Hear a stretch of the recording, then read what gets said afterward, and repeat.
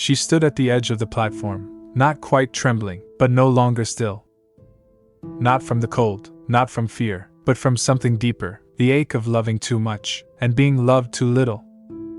Leo Tolstoy published Anna Karenina in 1878, but the tragedy he wrote could just as easily have been told today. He wrote about a woman, not unlike any of us, who loved too deeply, questioned too much, and was crushed beneath the weight of her choices.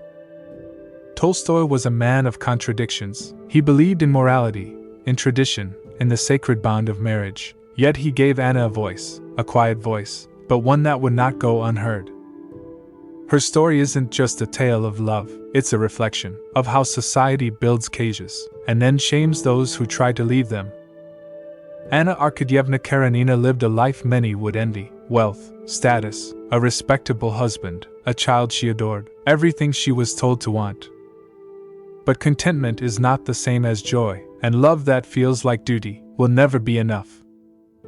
She traveled to Moscow, not for herself, but for family, to convince her brother's wife not to leave him after an affair. It was ironic how she tried to save a marriage, and ended up breaking her own. At the station, in the falling snow, she met him, Vronsky, young, handsome, noble, with eyes that didn't look past her, but into her. He bowed, she smiled, the kind of smile she didn't remember giving in years. It didn't start with love, it started with noticing, and once you've been noticed, truly noticed, it's hard to go back to invisibility. They met again, at the ball. She wore black, as if mourning something she hadn't lost yet.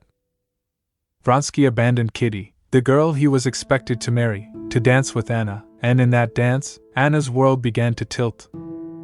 She left Moscow the next morning, shaken, not by guilt, but by awakening. She returned to St. Petersburg, to her son, to her husband Karenin, cold, calculated, perfectly proper. But something had changed. She was no longer content to play the part, no longer willing to be a statue in her own life.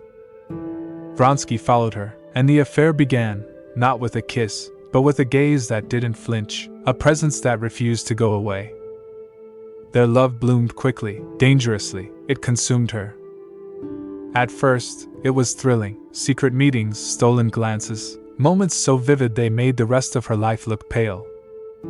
But the world was watching, and it does not forgive women who fall in love, out loud. He was admired for loving her, she was ruined for loving him back.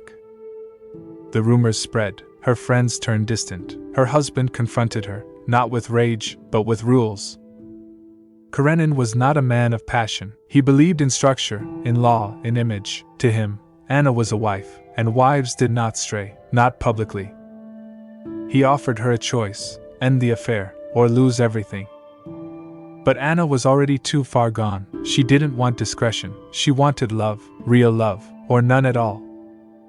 When she became pregnant with Vronsky's child, the truth could no longer be hidden, not in whispers, not behind doors, not even from herself. She nearly died in childbirth, and in that near-death moment, Karenin forgave her. Vronsky attempted suicide, and Anna, she awakened to a world that no longer felt hers. They left, Anna and Vronsky, together, but never equal. He returned to his career, to society, to admiration. She returned to shame, to isolation, to a life without her son, without her name, without a place to belong. Love gave her wings, but the world clipped them before she could fly.